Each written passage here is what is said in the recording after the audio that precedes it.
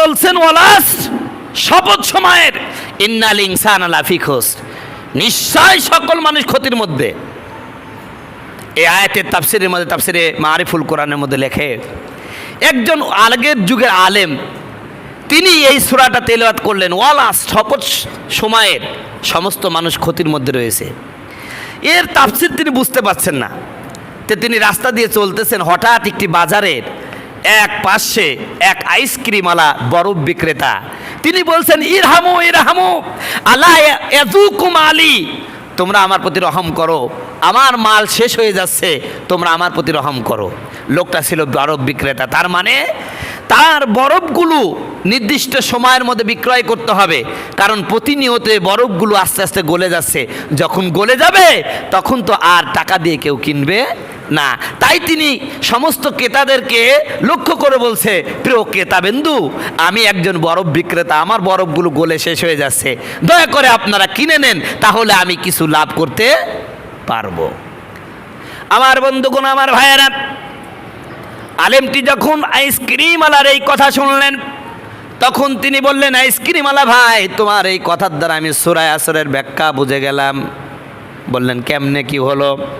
কয়, আমি বুঝতে পেরেছি মানুষের সময়টাও হলো এই আইসক্রিমের মতন, সব সময় এক ফোঁটা এক ফোঁটা করে কমতেছে। মানুষ বলে আয়ু বাড়তেছে, আয়ু কিন্তু বাড়ে না, বাড়ে না কি? প্রতিনিয়ত আপনি যখন একটা আইসক্রিম এরকম ধরে রাখবেন, যেমন একটু একটু করে গলতে শুরু করে, মানুষের জন্মের পর থেকে নিয়ে মৃত্যুর আগ পর্যন্ত প্রতিনিয়ত আমার আপনার হায়াত কমে যাচ্ছে।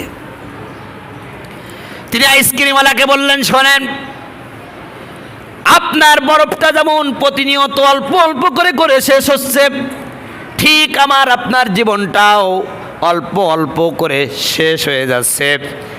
আপনি আইসক্রিমটা যদি নির্দিষ্ট সময়ে বেচতে পারেন তাহলে কিছু লাভ হবে, আপনার আসল উঠবে, আপনার পরিবার চলবে।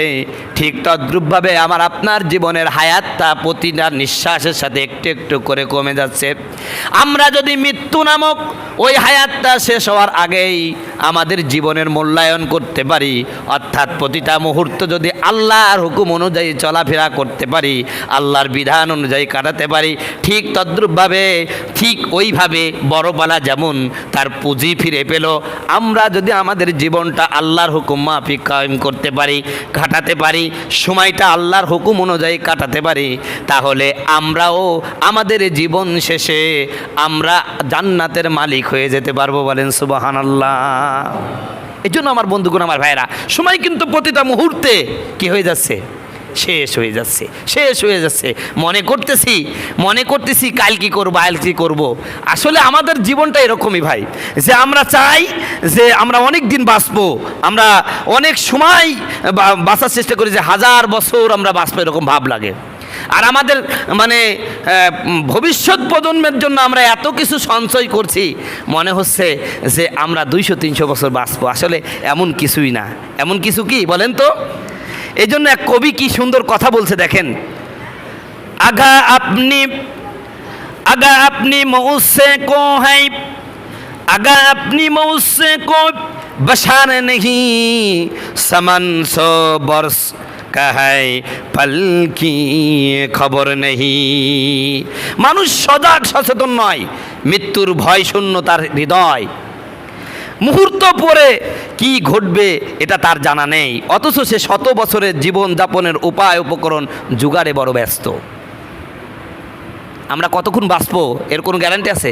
কিন্তু আমরা সবসময় ব্যস্ত যে আমরা আগামীকালের জন্য কি করব, আগামীকালের জন্য করব, এইরকম নিয়েই আমরা কি ব্যস্ত। কিন্তু আমরা কতটুকু বাঁচবো এর কোনো গ্যারান্টি নেই।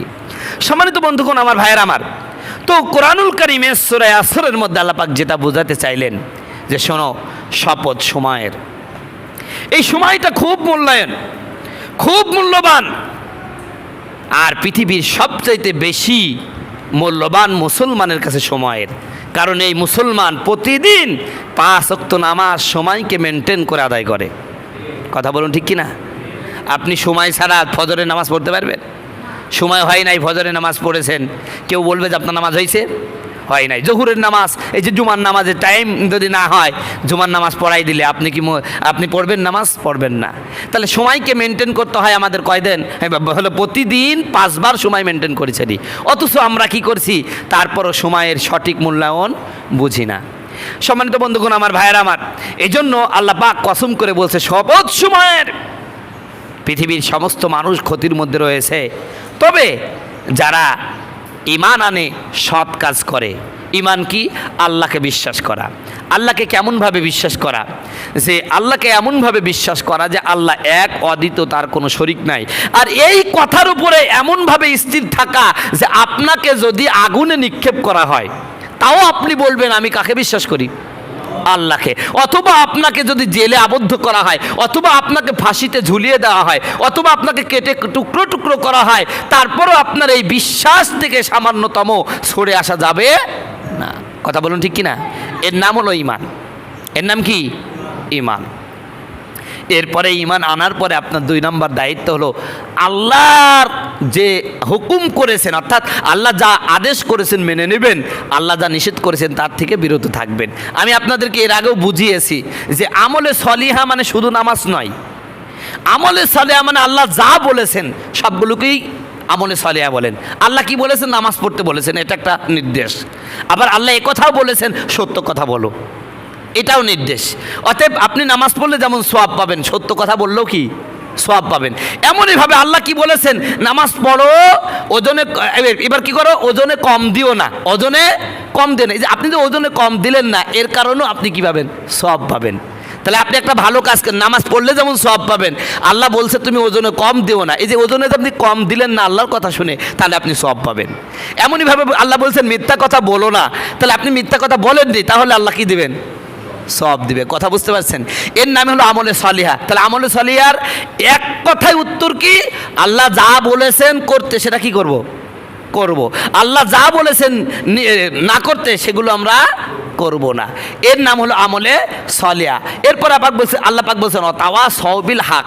এখন আল্লাহ পাক বলছেন ঈমান আনো, সৎ কাজ করো। এটা তো আমাকে সর্বপ্রথম করতে হবে। এখন আল্লাহ পাক বলছেন তুমি ভালো হলা, তুমি ঈমান আনলা, এর পর্যন্ত সীমাবদ্ধ করলে হবে না। এইবার তাওয়াসাউ বিল হক, তুমি যখন ভালো হয়েছো, তুমি যখন কোরআন হাদিস মেনে চলছো, তুমি আল্লাহ এবং আল্লাহর রসুলের কথা মেনে চলছো, এখন 2 নম্বর কাজ হলো তুমি অন্যদেরকেও এই কাজের প্রতি কি করো? উদ্ধার করো। আমার কথা বোঝা নাই মনে হয়, সূরা আসর বুঝতে হবে।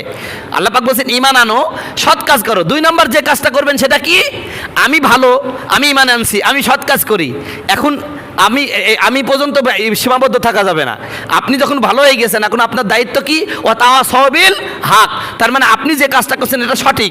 এই সঠিক কাজটা যারা করছে না তাদেরকে কি করতে হবে?